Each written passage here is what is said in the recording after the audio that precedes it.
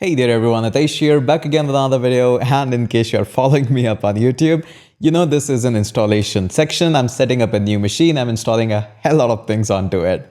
So continuing with that phase, I was planning to make a full stack of a video, a few videos, 3 to 4 videos. I don't know how many, but 3 to 4 videos. And I was planning to use Appwrite onto that. Now Appwrite is almost like Firebase, but much more awesome because it's open source. It's a continuously evolving project. And I was planning to use Appwrite into my next upcoming full stack, kind of a crash course that I was planning for YouTube. It was almost done there. But since I'm into new machine, Appwrite is not here. So whenever I'll be teaching that video that, hey, we'll be using Appwrite, I'll be referring to this video that, hey, how to install that. So let me walk you through with that. How does Appwrite works into this one? So this is what we have in the browser. These two tabs are from the last video. I hope you have watched that. So this is what we have, Appwrite, and I want to install that. So Appwrite is also available on to one-click install on DigitalOcean. So in case you are a DigitalOcean user, there is Appwrite available up here in the marketplace. So in the marketplace, you can just click that. It will spin off a $5 or $10 machine and everything will be pre-configured onto it. So in case you want to go with that, you can create a droplet from there. But I would love to install it on my own system. So for that, I can just click on get started. It says, hey, you need to have a Docker installed before you go ahead and use this one. So let's go ahead and install the Docker as well, because this is a fresh machine and I don't have a Docker installed onto this one.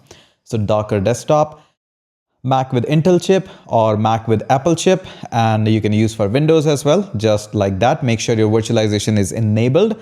Yes, that BIOS mode and go on to that, and virtualization, yeah, that needs to be enabled. I'm going to for Apple version of it, and I'll be saving this as a Docker. The installation on the Mac is pretty straightforward. Actually, in Windows also, it's straightforward. You just need to make sure that you have a proper version of your Windows as well. You need a bigger version, the paid one. So let's go ahead and just drag and drop this to applications, and the Docker should be installed within a few seconds. So we can close this one, or we can just allow it to do just a few more seconds. Okay, so it took a little bit more than a few seconds, but finally Docker is up here. And I can hopefully put up and run the command Docker. It's going to find the Docker, and Docker will be up and running in a few seconds. Let me quickly, yep, it is. I want to open that up. And Docker desktop needs privilege access. Yes, of course, why not? So let me go ahead and enter my password. And yes, after reading very precisely all the documentation, I'm going to go ahead and accept all of this. And this is my Docker desktop starting. I can also see the Docker at the very top. It is Dockerizing all of the things. Not Dockerizing, it's just starting it. It's going to take a couple of more seconds. We can upgrade the plan in case you wish to. But here are all the images and containers. Right now, nothing is there. Probably going to take a few more seconds to get it up. I would love to sign in here. Okay, so finally it is up and running, and we have all the guides to run different kind of stuff. Although we could have run directly MongoDB into Dockerization or Docker itself, let's go ahead and sign in. And there we go, all of our usernames. So I do have a Docker account. In case you don't have, you don't need to actually go ahead and log in, but I would love to. Yep, let's go into this and open the Docker, and there we go, just processing my data. Now for this case you don't need to, but having an account always is kind of a better idea. You just keep all of your preferences and everything. So I have no images. I should be having some remote repositories. I touched on to Docker a bit while ago. Yep, there is one. There is one. Hello Crow. Okay, I'll be pushing up some new ones now that I have a lot of free time. Okay, now let's see, come back onto the Appwrite. Docker is all up and running. Let's go up here. All we need is just this command. Click here to copy. Hopefully that is being copied. I can go on to my terminal and just paste this command and hit enter. So it's unable to find the Appwrite image locally. This is how always the Docker images work. First, it tries to find it into a local system.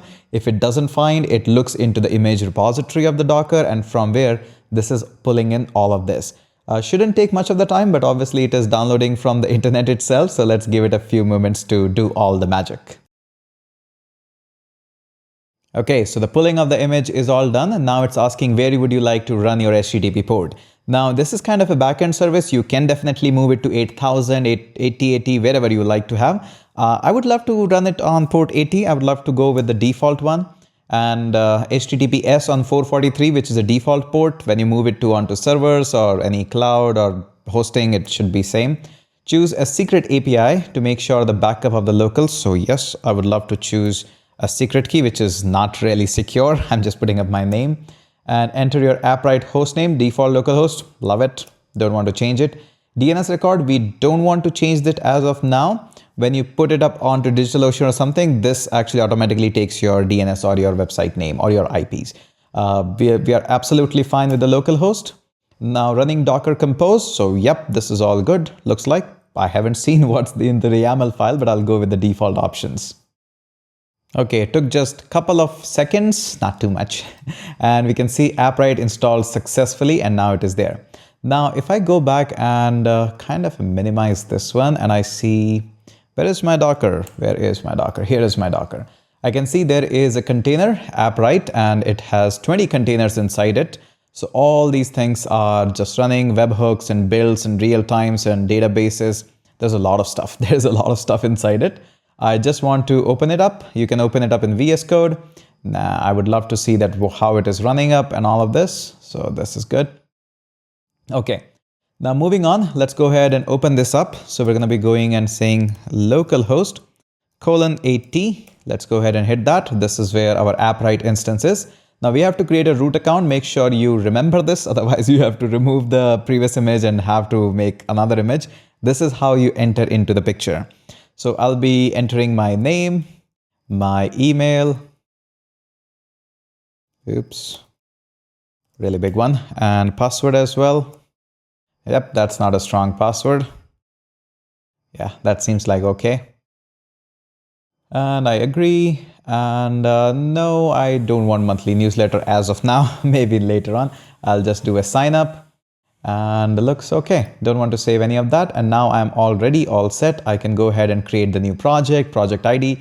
This is the point where we'll be going through with the Appwrite in a later on video when we'll be creating an end-to-end project which has login, some to-dos or something like that. And this is what the video I was planning to make.